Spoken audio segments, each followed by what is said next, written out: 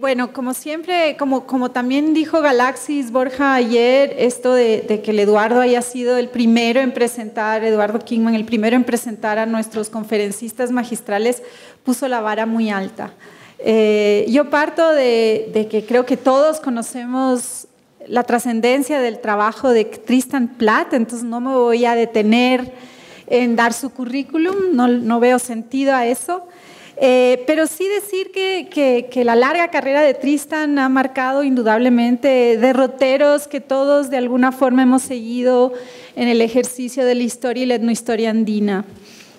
Sus trabajos son inevitables, ¿no? Y han sido maestros de todos en nuestras formaciones y nuestro ejercicio profesional. Bueno, Tristan es profesor emérito en San Andrews. Y su camino en los Andes empezó a principios de los 70 con los Macha en los Andes bolivianos.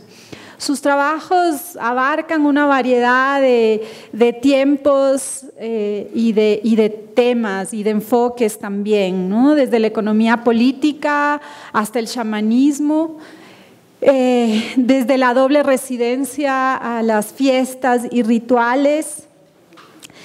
Y desde las confederaciones aymaras hasta el siglo XXI, ¿no?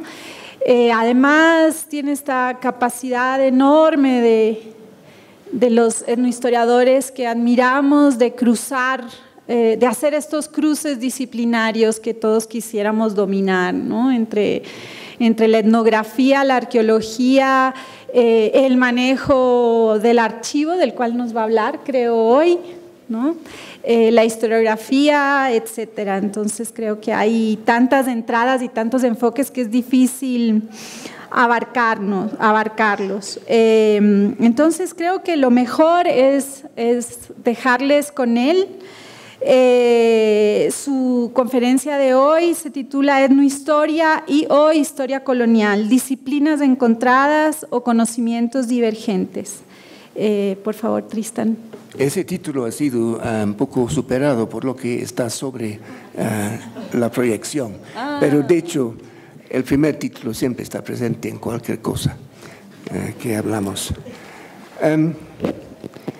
Bueno, yo quiero hoy introducir una dimensión que quizás ha estado ausente hasta ahora, quizás no, que es la etnohistoria del siglo XX. Y me parece sumamente importante no olvidarnos del siglo XX y ni hablar del XXI. Pero el siglo XX tiene una cierta coherencia, se puede manejar conceptualmente como una cosa seguido y contenido en sí. Y claro, eso de trabajar la etnohistoria del siglo XX nos permite introducir otra cosa que ha estado ausente de nuestras discusiones, que es la etnografía, o sea, la etnografía actual en viva. Y no solamente a través de la imaginación de lo que supuestamente es la etnografía de los documentos. Esto obviamente tiene una enorme ventaja porque uno puede confirmar hasta cierto punto lo que uno está escuchando y viendo. Y una cosa que quiero hacer en un momento es combinar imágenes con textos para que nos demos cuenta que sin imágenes no hay texto, pero sin texto tampoco hay imagen. El archivo del siglo XX, el archivo indígena del siglo XX, era una nuevo derrotero que encontré más o menos ahí bueno, lo había encontrado mucho antes, pero solamente vi un poquito. En 1971, cuando por primera vez conocí a don Agustín Carvajal, que es el curaca, o era el curaca, de Macha a la Saya, él me había mostrado algunos documentos de su archivo. Eran algunos que habían sido colocados entre dos cueros de oveja y guardados entre secos y guardados entre las dos pieles. Y me sacó algunos y me dijo, esto es lo que queremos hacer, conocer. Porque cuando él me recibió a vivir en su casa, una de las cosas que dijo era que nosotros tenemos necesidad de alguien que puede proyectar nuestra situación y nuestras opiniones hacia el mundo exterior. Y yo siempre tomé eso un poco como un reto y un emplazamiento para intentar cumplir hasta cierto punto con eso. Y entonces él me mostró documentos que él quería que se conozcan y intenté publicar algunos de esos documentos. Pero nunca me mostró todo el archivo. Todo el archivo era una cosa que ni lo vi, no sabía dónde estaba. Él me mostró solamente los 2 cueros de oveja. Y era solamente en 2013, imagínense, muchos años después, que cuando fui allá para visitar sobre otro tema, me mostraron una serie de atados y me dijeron, ¿qué importancia tienen estos papeles? ¿Los botamos? ¿Los quemamos? Y entonces yo dije, no, mejor que no, porque ya sabía que podría ser muy interesantes.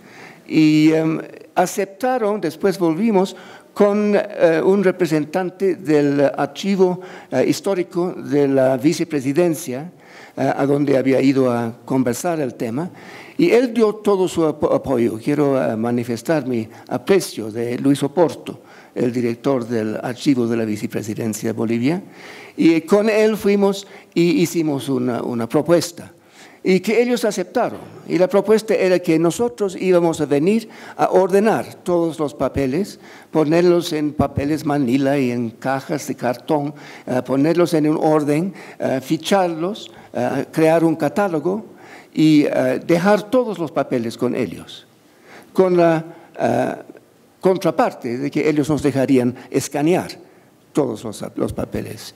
Y esto es una manera de proceder que funcionó.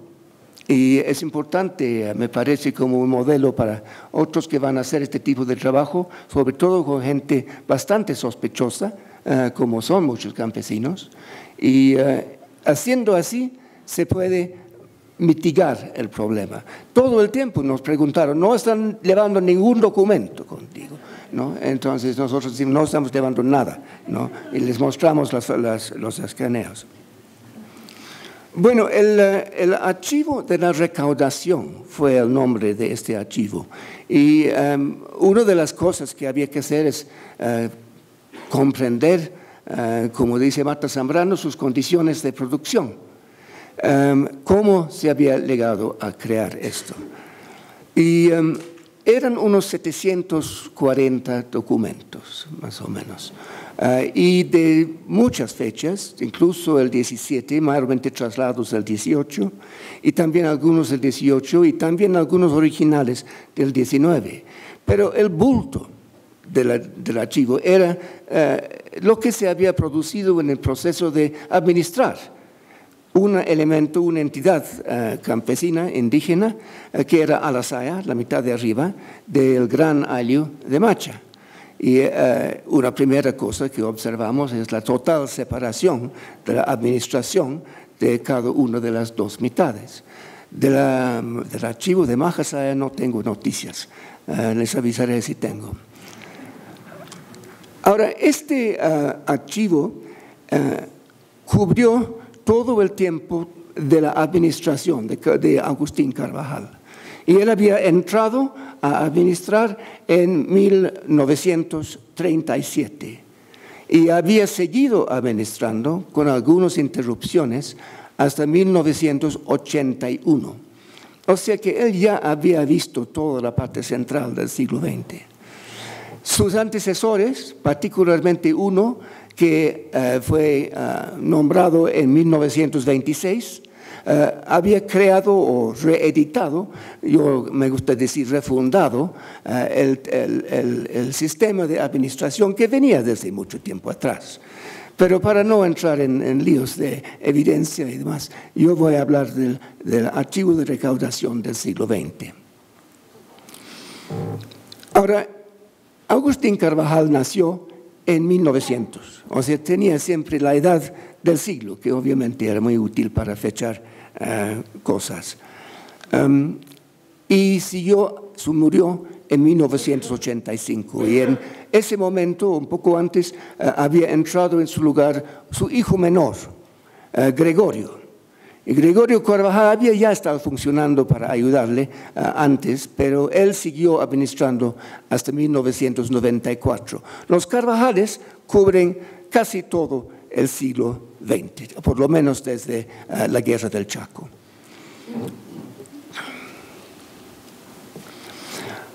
Ahora, el problema era de que Agustín no sabía escribir ni leer.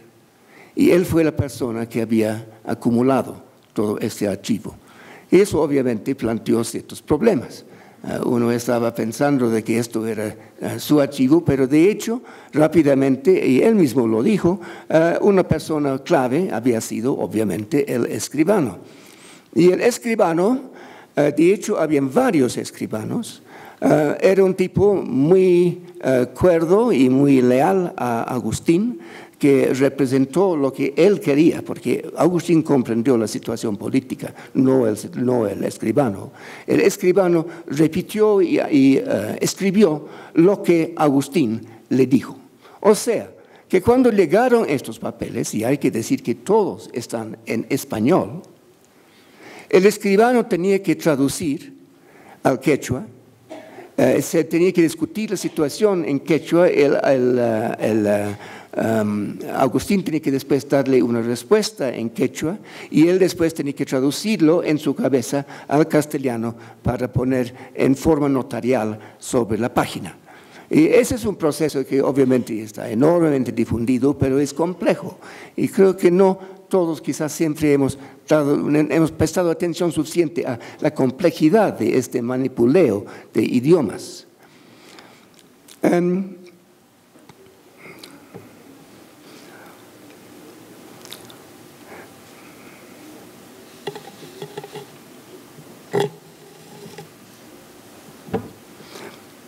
Bueno, algunos archivos indígenas ya son conocidos, mucho más quizás en el Perú.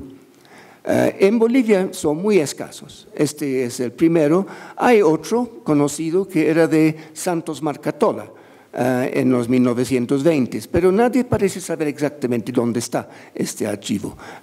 Yo he ido al archivo de Sucre para preguntar y no lo pueden encontrar. Y sin embargo, alguien que trabajaba allá había hecho copias, así que tiene que haber existido. Y él después había regalado sus copias a un amigo mío, quien después me regaló una copia de su copia que yo incorporé a este libro. Y ese es uno. Después hay otros que son mencionados por Huáscar Ari. Huáscar Ari ha hecho un libro muy intrigante que se llama Earth Politics, que es se dice que está en base a archivos privados que pertenecen a alcaldes particulares y otros, pero no hay acceso a esto y hay muy poca citación de estos archivos yo encuentro en el libro. No estoy dudando de su existencia, pero pienso que hay un enorme hueco de conocimiento allá que va a ser muy útil cuando se llene. Ahora, nosotros queríamos también en el catálogo hacer disponible no solo la ficha, sino también la imagen, porque nosotros pensamos que la imagen es una gran parte de su mensaje. No es simplemente una información que uno extrae de los documentos, es la imagen del documento en sí.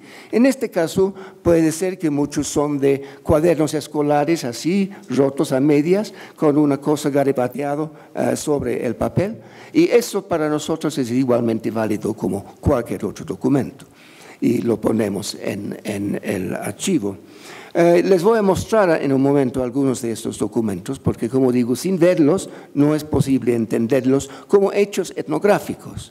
Y he estado un poco insistiendo últimamente de que este es un archivo etnográfico, antes que nada. Es un archivo que fue descubierto en el terreno, fue mostrado en el terreno y es un objeto etnográfico como cualquier otro que uno encuentra en el terreno. Y eso me parece que nos abre una serie de posibilidades de interpretación que podemos conversar después. Ahora, el archivo de Agustín, por ser un archivo administrativo, por ser el archivo de la recaudación recoge muchas fuentes, muchos papeles de distintas fuentes, informes y papeles legales, algunos mecanografiados. El mismo hijo de él tenía su máquina de escribir, un antiguo Underwood, y también tiene muchas copias de cartas, además de copias de los nombramientos, los finiquitos, los certificados y las constancias que tenía que emitir a todos los que ocuparon sus puestos según sus turnos. O sea que el archivo nos muestra, entre otras cosas, la organización, el funcionamiento y a veces la malfunción de la mitad, de la parcialidad. Y de sus 5 aylus históricos, lo menciono de paso, de que estos 5 aylus son los que se mencionan en el siglo XVI, y sus 25 cabildos que parecen haber sido introducidos a principios de la República. Ahora, todos estos papeles, o no todos, pero la mayor parte fueron escritos por escribanos, no solamente Pedro Gómez, pero otros.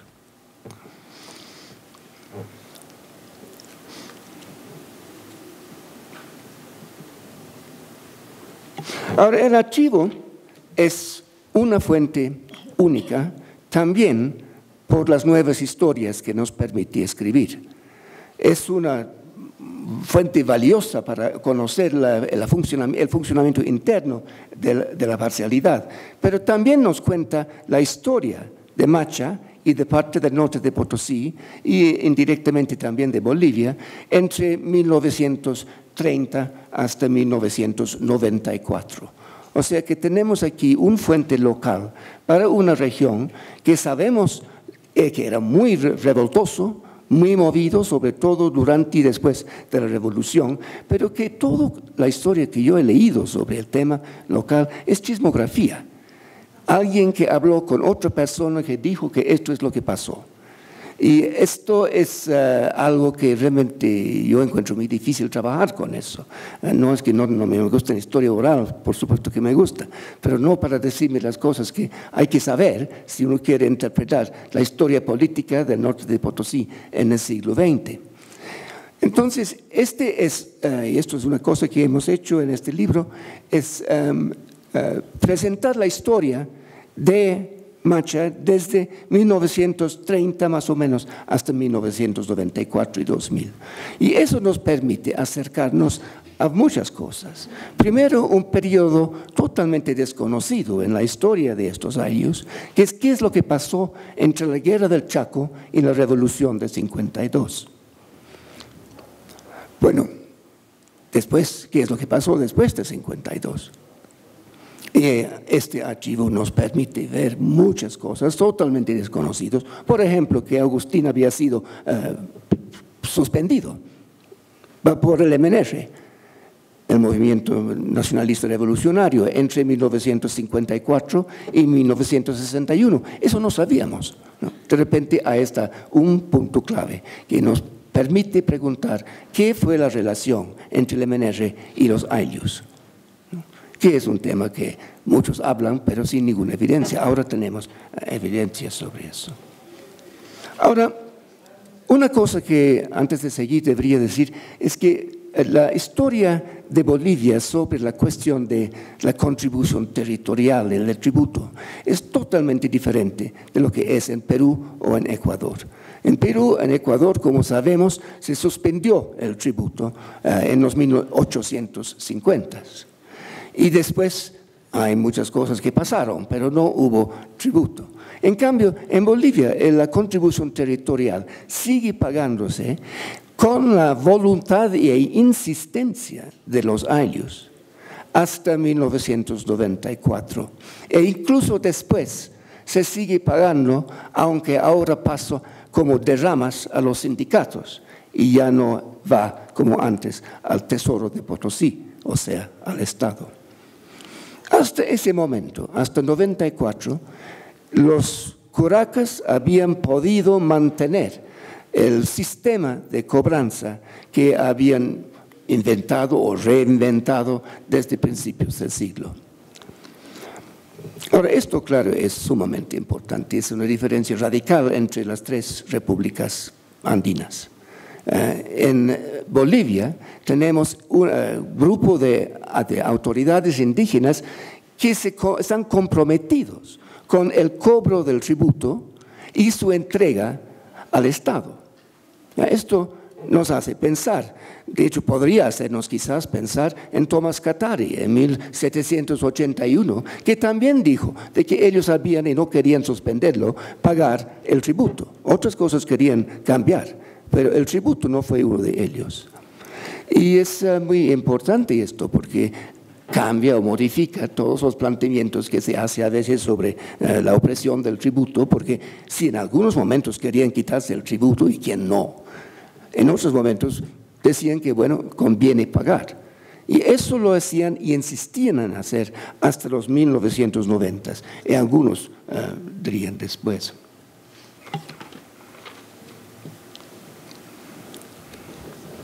Bueno, Agustín nació en 1900. El archivo nos permite decir que fue reservista en 1914 ya. Tenía su primer pleito legal que él protagonizó y obligó o intentó insistir que el prefecto como jefe de la policía debería tomar armas en el asunto a la edad de 17, en 1917. Y después fue cobrador para su cabildo en 1924. Hay que aclarar de que hay opuestos en cada uno de los niveles. Al nivel del cabildo es el cobrador, a nivel del ayllu, de los 5 ayllus, es el hilanco, y después todos estos entregan al curaca, que está a la cabeza del asunto. El curaca, Agustín, como ya les he dicho, siguió muchos años en el puesto. Oficialmente eran de 4 años el cargo de curaca, pero en cada ocasión, por una cosa u otra, se renovó.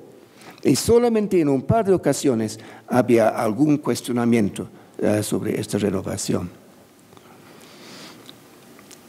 Ahora, sabiendo que él había seguido excluido de su puesto hasta 1961, nos llama la atención que volvió en 62. Y aquí es compás extensoro, pero lo que está pasando es que la prefectura está insistiendo con el presidente de que se le devuelve una fuente de ingresos que llegó hasta 20% del total de los ingresos de la prefectura. La prefectura tenía un eje de alianza con el curaca. A los dos les convenía que se pague. La prefectura obviamente para su presupuesto y el curaca para que pudiera dar después todos los finiquitos y todos los recibos y mostrarles a todos los campesinos. Y solamente en 61, 62 volvió a aparecer el tributo a insistencia de la prefectura y desde ahí siguió. Pero cuando volvió estaba furioso el Agustín, podemos ver, porque él después no acepta varias invitaciones de los movimentistas a que él venga a adscribirse a la causa, sino más bien rechaza y apoya al golpe de Barrientos que viene en 1964 y después lo apoya en 66 cuando hace las elecciones y se pide constitucionalizar su golpe. Ahí está Agustín apoyándolo. Y claro, a cambio de esto recibe al principio de que se vuelve a cobrar el tributo. El tributo se había suspendido desde 1954. En parte porque los que querían llevar la plata, hay que pensar, esta es mucha plata que está llegando de rincones perdidos en el campo, una telaraña de pequeños zumos de plata llegando todos al curaca. Y los que se metieron eran los sindicatos que querían llevarlo para sí y el subprefecto que no quería aceptar ya que todo vaya a la prefectura sin pasar por su mediación. Entonces, los primeros subprefectos de los 50, que eran movimentistas, apoyaron a los sindicatos y entre los dos llevaron el tributo. Y solamente en 62 volvió cuando la prefectura se quejó. Y esta lucha, esta tensión de al final, ¿a quién pertenece la contribución? es una cosa que marca toda la segunda mitad del siglo. Y es curioso de que no se ha llegado por los otros historiadores a siquiera mencionar la contribución territorial en tantas cosas que se ha escrito sobre la revolución y su secuela. ¿Y por qué es eso? Esa es otra de las preguntas que me planteo en este libro. ¿Por qué es que, sea de izquierda o de derecha, nadie quería prestar atención a lo que estaban haciendo y lo que era la base de la legitimidad del gobierno de los ayllus, ¿no? Es una pregunta bastante seria, me parece, pero en ningún momento se ha planteado. No les voy a entrar en la respuesta que es muy tentativa que yo doy, porque esa es realmente otra cosa del final del libro. Pero sí quiero mostrarles ahora las imágenes. En primero, situando, para los que no lo conocen, este rincón importante, muy revoltoso, políticamente notorio, que ahora tiene, qué sé yo, las coches chutas que llegan de Chile, muchos van allá, hay cocinas de cocaína allá, pero esos son detalles recientes. Desde hace tiempo está revoltoso, ¿no? Y este es el área del norte de Potosí, con los grandes ayllus primero mostrados, representados. Y allá ustedes pueden ver, y esta cosa ya está bien conocida, que estos representan franjas verticales con sus punas, alturas y con sus valles abajo, y que en cada uno la franja abarca todas las distintas ecologías. Esta es una zona clásica para John Murray.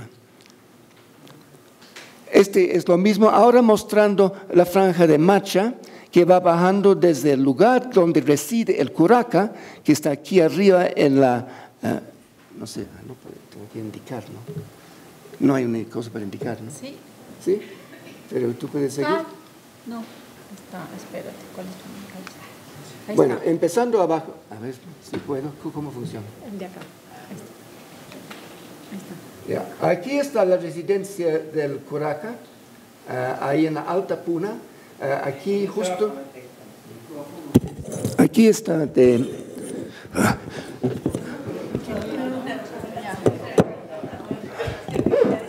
aquí está la residencia del curaca, en la Puna Baja más bien, y aquí debajo de la cordillera de los Asanaques, que al otro lado aquí está el altiplano. El altiplano empieza en este lado. Aquí es la frontera del altiplano y hay una alta puna que va hacia un alto centro minero de Colquechaca, que es en cierta forma el centro de toda la franja. Después abajo va San Marcos, que es la zona donde están concentrados los maizales, y más abajo está Carasi, donde se convergen 3 o 4 años distintos y todos convergiendo para compartir ají, calabazas, algodón antiguamente, etc. Una franja que ya, como pueden ver, ya llega a 130 kilómetros.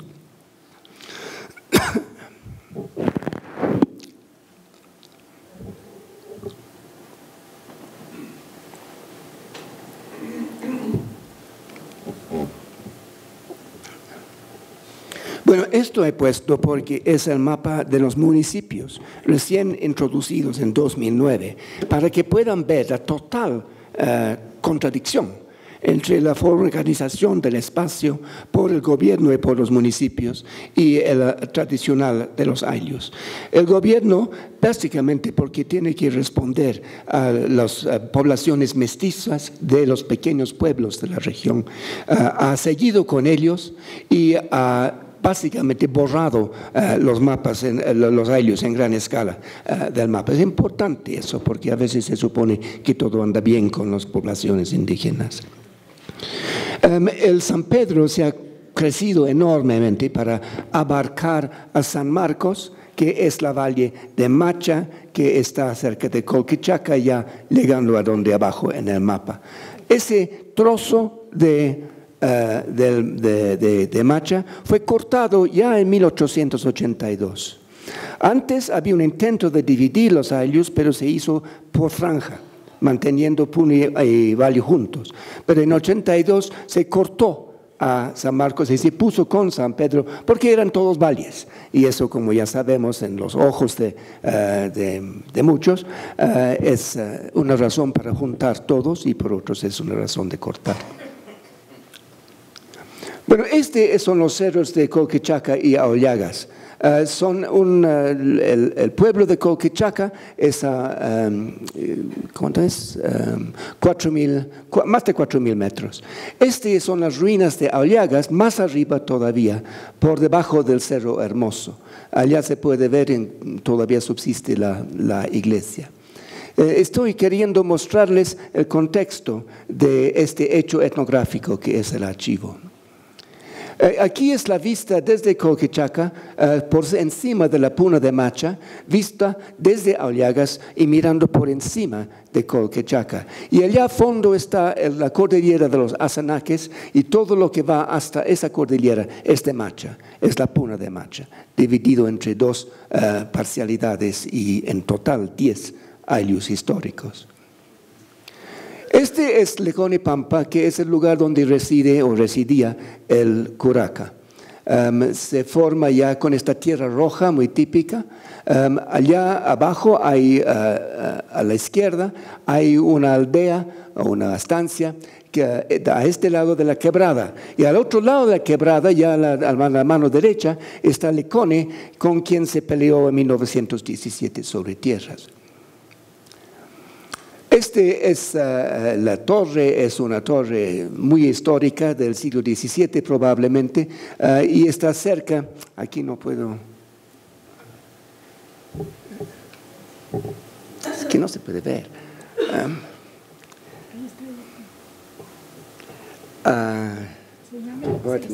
Señálamelo ahí y ya te lo digo. No. Este es Lecone, aquí está Lecone Pampa, esta es la quebrada, y aquí abajo va un senderito que va bajando hasta Carata, que es el anexo, como no están escuchando, ¿no? Es el anexo histórico de Macha en la región.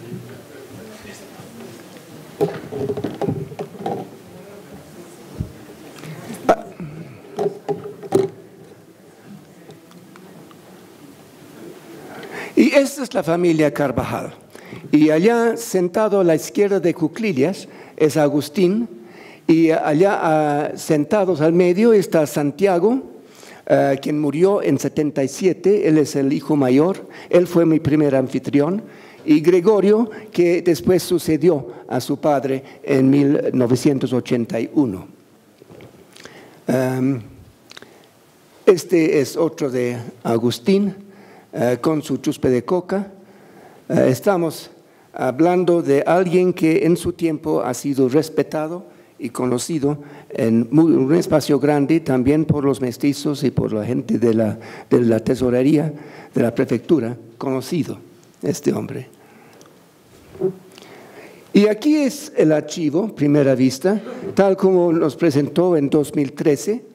Yo estoy al lado de Guillermo, que es el hijo de Santiago, y Macario, quien ahora es el guardián del archivo. Y Macario está guardando en su mano una talega de cuero, hermosamente cosido, cuero muy suave, donde se pone el documento en cierta forma emblemático de todo el archivo, que es el recibo de haber pagado el tributo, la contribución al Tesoro de Potosí. Aquí está el archivo, antes de empezar a mirar, y las 4 talegas de cuero que contienen los recibos. Digo, empezando a abrir, pero de hecho hemos arreglado algunas fotos bonitas encima. Y aquí está una foto de Agustín hace tiempo, en 1945, en el Congreso Indigenal de Villaruel, cuando estaba encabezando un grupo, ya ahorita lo vamos a ver, de caciques de Norte Potosí y de Chuquisaca, y él es el único, está sentado abajo en medio con sus documentos en la mano. No los lee, pero los tiene y los muestra, y sabe que estos son mejor que cualquier bastón de autoridad. Al lado está su primer casa en Pampa, en la Lecone Pampa, que después fue alcanzado por un rayo y ahora vuelve la familia hasta hoy a Navidad para hacer libaciones y pedir agua para el año que viene. Bueno, este es un recibo. Es el primer recibo de 1937. Ahí se ve ese Tesoro Fiscal de Potosí, renta departamental, contribución territorial, Agustín Carvajal del Ayllo Aranzaya. Todo esto es documentos oficiales del Tesoro de Potosí, por contribución que ha pagado la suma de 3.315,60 centavos por contribución correspondiente al segundo semestre, o sea, de Navidad. Todos sabemos que Navidad y San Juan son los dos momentos que se paga, y ahí también se paga Navidad, San Juan. Este es de Navidad, con su premio de 1%, 33 bolivianos, y es el 7 de enero de 38. Primero había que recoger, después había que entregar, y una vez entregado, y no era sencilla la entrega, había que recoger de distintas partes. Si alguien falló, era el primer momento de intentar recoger. Todo eso está cubierto en el libro, pero por el momento vemos que en 7 de enero de 38 ya pudo recibir su recibo. Y aquí tenemos un ejemplo del tipo de documento que precedía al recibo.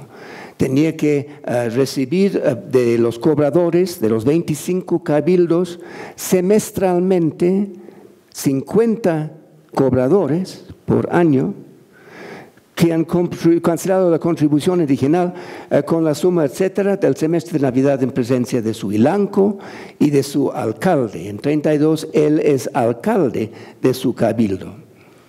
Y el recaudador es Pedro Ramírez y el escribano es Pedro Gómez. Y esta es una mesa, no es muy buena la foto, pero da alguna impresión, una mesa de tributaria. Dentro de cada cabildo, en cada semestre, se hacen las mesas tributarias. Y las piedras que se ponen encima son incas, piedras, y abajo son billetes o pilpintus, mariposas. Y claro, el inca está presente, ¿no? Hablan de vez en cuando de algún retorno, pero lo que más importante es que el inca está presente en la sociedad, porque es las piedras de las casas, las piedras de las guerras y las piedras que pesan sobre los billetes de pago. El inca es un hecho cotidiano de la sociedad. Volviendo a cosas contables, aquí tenemos la lista de toda la contribución territorial de Macha Alasaya desde 37 y 54. Y una cosa que llama la atención, me llama la atención, es que por los casi todos están por el mismo orden de monto. De hecho, si vamos hasta 1944, hasta ahí, San Juan sigue siendo 3315.60, igual que lo que era en 38 y 37.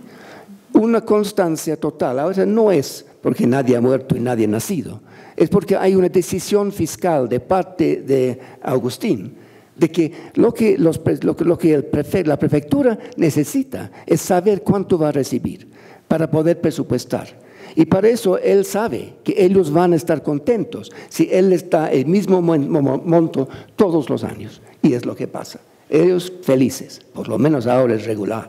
Llega algo con que se puede contar, ¿no? Antes de eso, antes de la guerra del Chaco, era un caos.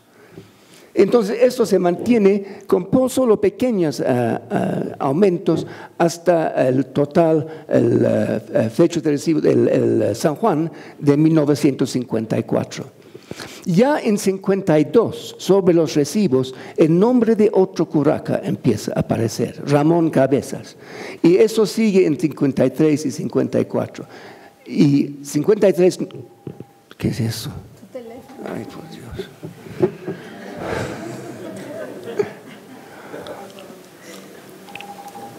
Se pone en silencio.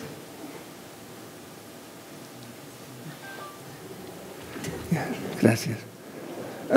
53 hay un hueco total que no sabemos bien a qué se refiere.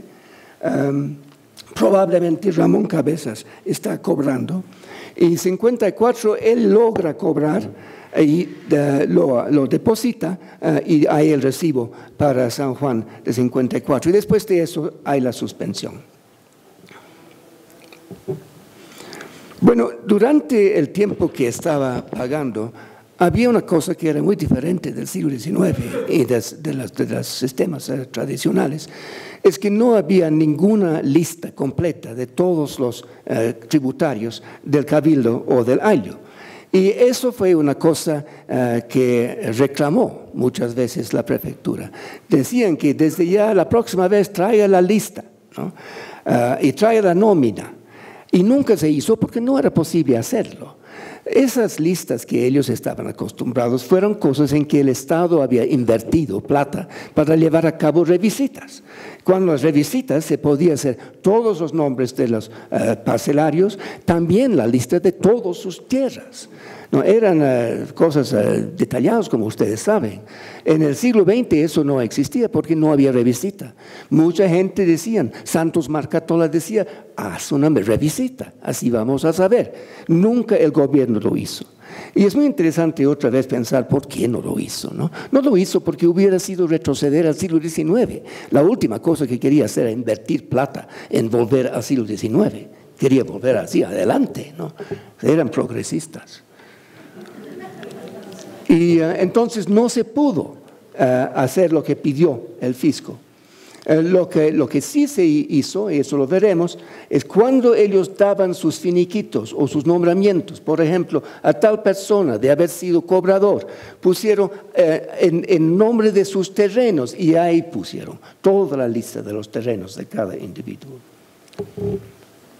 Ahora, este es lo que sí hicieron, que no es una lista, una nómina, pero es una lista de los números de la gente que había en cada cabildo y en cada ayllu. Este es traducido a cristiano. Ahí ven los distintos números de cabildos que hay en cada ayllu, el número de los traseros y la contribución que daban. Pero claro, lo importante de esto no es solo que uno puede calcular que eso significa aproximadamente 6,000 almas en cada mitad y por lo menos 12,000 almas en la totalidad de Macha, aproximadamente, ¿no? ¿Qué iba a decir? No me acuerdo qué la otra parte de esa frase era. Y claro, y tenemos toda la lista de los cabildos, ¿no? Y aquí tenemos un nombramiento que el curaca está firmado por otro escribano, Alberto Miranda. Yo, el suscrito curaca y recaudador Agustín Carvajal, doy el presente nombramiento a Carlos Llave de Ilanco Mayor de sus 7 cabildos de Alacoyana. Alacoyana, como siempre, fue el ayllu principal. Y Alacoyana tenía 7 cabildos, más que cualquier otro ayllu. Y a cada uno de ellos había un cobrador y un alcalde. Y en el ayllu grande había el Ilanco Mayor, por elección de todos los comunarios de la parcialidad de Alacoyana para la gestión del año de 41, en pleno cabildo de Lluchu, en presencia de sus 7 alcaldes, de los 7 cabildos. Y este nombramiento le servirá de suficiente título para desempeñar su cargo, a ruego del curaca y Agustín Carvajal Alberto Miranda. Bueno, este documento estoy muy contento de encontrar este documento porque es el pacto de reciprocidad, lo que yo llamé el pacto de reciprocidad, que fue en base a lo que me contó el curaca Agustín. Y aquí sale, antes de mi visita, mi primera visita en el 71, en manos de un cabildo, Salinas, del ayllu Sulcavi, y lo leeré una parte, los comunarios del ayllu Sulcavi. Esto lleva todo su autoidentificación. No hay que preocuparse de identidad hasta cierto punto, porque aquí se están diciendo quiénes son. Los comunarios del Ayo Sulcavi, Cantón Salí, comunarios, primera palabra, de la provincia Chayanta del departamento de Potosí, representado por sus principales, Gilanco Ciprián Laime, alcalde de Comunidad Isidro Laime, hacen el pronunciado ante las autoridades de la capital de provincia y departamento y de la nación. Están absolutamente dentro del marco nacional y son los comunarios, que en asamblea bastante deliberado han resuelto unánimemente como verdaderos campesinos tributarios de origen. Desde tiempos remotos hemos poseído tierra origen, pagando la contribución territorial al Estado. Por consiguiente, nosotros, como verdaderos campesinos netos de la tierra, ahí está una identidad. Queremos seguir manteniéndonos tal como estamos y tenemos constituido y amparado. Nosotros no queremos que se mida por hectáreas. Ponlo en un balde de agua. No queremos que se mide por hectáreas ni se emparcele a cambio de impuesto, tal como nos intenta someternos a la clase campesina aprovechando a nuestra ignorancia e incapacidad. Siempre dicen eso. Es una broma. Impetramos a las autoridades del Supremo Gobierno que seamos amparados y sostendremos tal como nos encontramos de origen de las tierras con impuesto, tasa territorial. Eso es el arreglo que quieren. Ese es el pacto de reciprocidad. Bueno, también Agustín Carvajal había ido a la guerra del Chaco, 32 a 35. Y muchos años después se hizo su inscripción de beneméritos de la patria para que pudiera recibir su bono de excombatiente.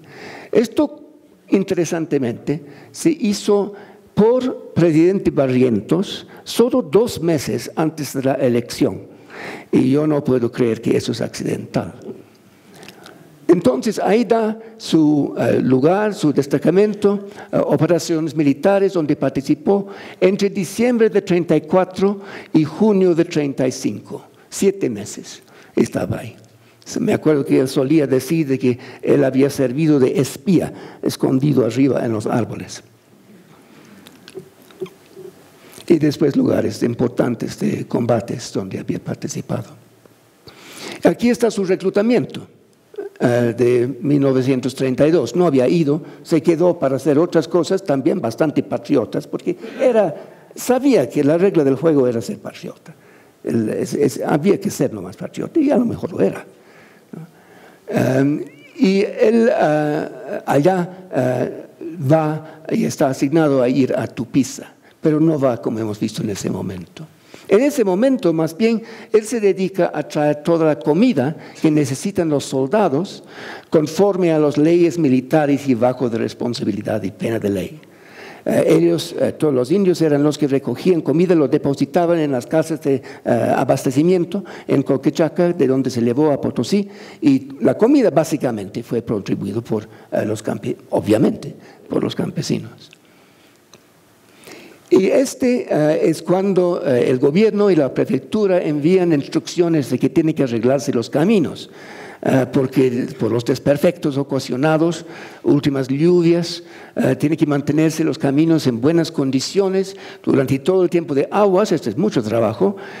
Más hacerlos notar que esta labor es patriótica como ninguna otra para movimientos militares y necesidades de tener listos siempre caminos, por si son necesarios para movimientos militares.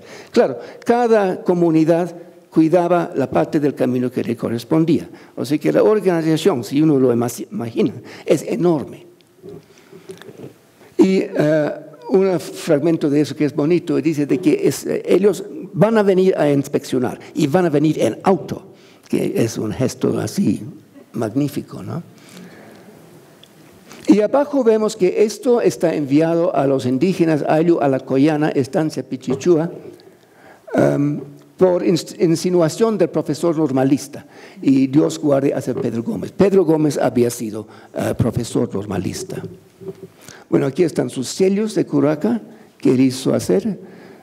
Muchos documentos llevan estos sellos. Aquí está la fracción de recibo de las comidas enviadas. Y aquí está un documento fantástico que es la mano de Pedro Gómez. Es cuando están calculando cuánto tienen que llevar.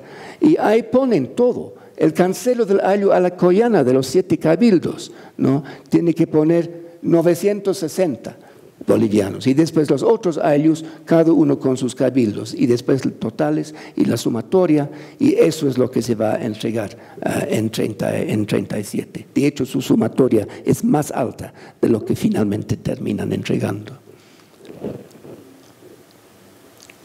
Bueno, cuando empecé este trabajo, el Gregorio, que estaba mostrando el archivo, en un momento se estalló y dijo, ¿y cuánto hemos recibido? ¿Qué es lo que hemos recibido por todo este trabajo? Nada, nada. Entonces, en ese momento yo decidí que había que mostrar el trabajo que involucraba todo esto, ¿no?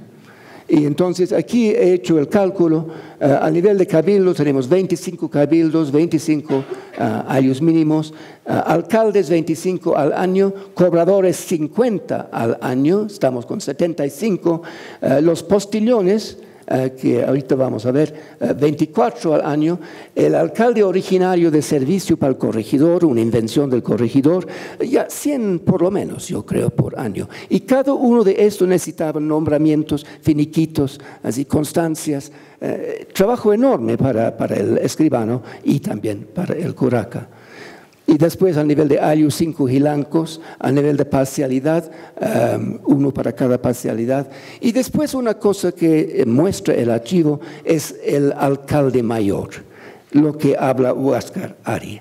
Efectivamente, ahí está un alcalde mayor que no se había conocido antes, que es de ambas mitades, ambas parcialidades. Y lo que es más, el archivo muestra por qué los alcaldes particulares fueron excluidos, desaparecieron en los 40 y se consolidó la posición del curaca recaudador, que era Agustín Carvajal.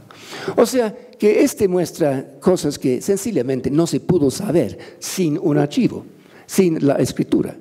La manera en que era la sociedad, administrativamente hablando, en el siglo XX, está en este archivo. Finalmente es lo que estaban valorando los administradores de la parcialidad.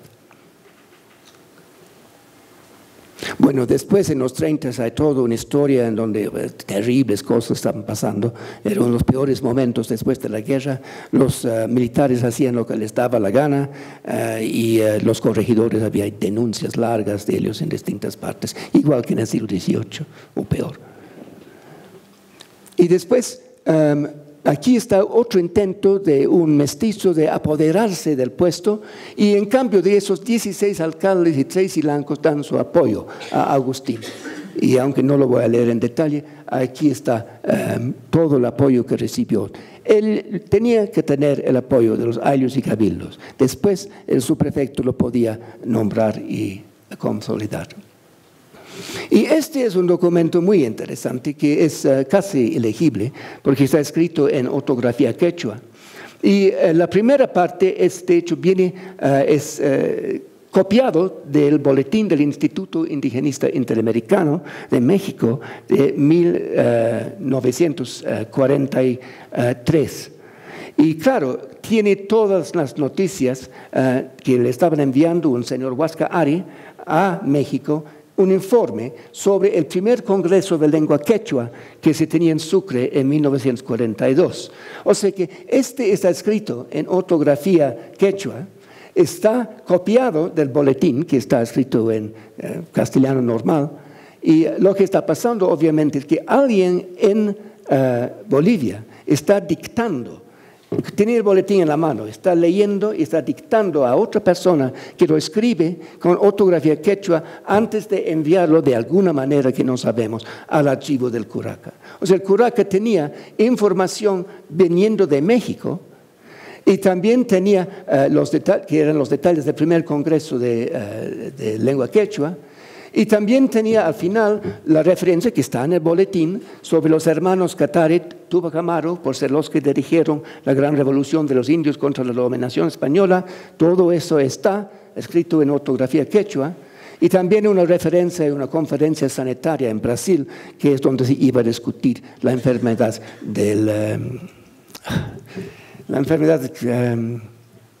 ay, estas cuestiones de memoria es terrible. ¿Cómo se llama la famosa enfermedad que ataca, Chagas. Ahí tienen una referencia, una conferencia en Brasil, donde están discutiendo las maneras de controlar el Chagas. Este es un archivo de la recaudación que está conectado con un mundo bastante amplio. Además de ¿quién lo habrá leído? Seguramente su escribano lo habrá traducido.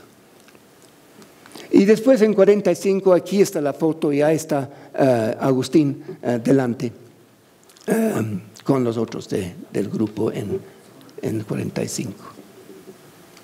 Bueno, para resumir lo que dije sobre las distintas formas de movimiento que estaban antes de la revolución, ¿no? Los caciques apoderados, que han sido estudiados por Silva Rivera, por Toa, Santos Marcatola, Carlos Mamani, otra vez caciques apoderados, recolección de títulos coloniales, revisión de límites de educación. Después vienen los alcaldes mayores, estudiados por Huáscar Ari, con José Caicina, añadiéndose ahora de Macha.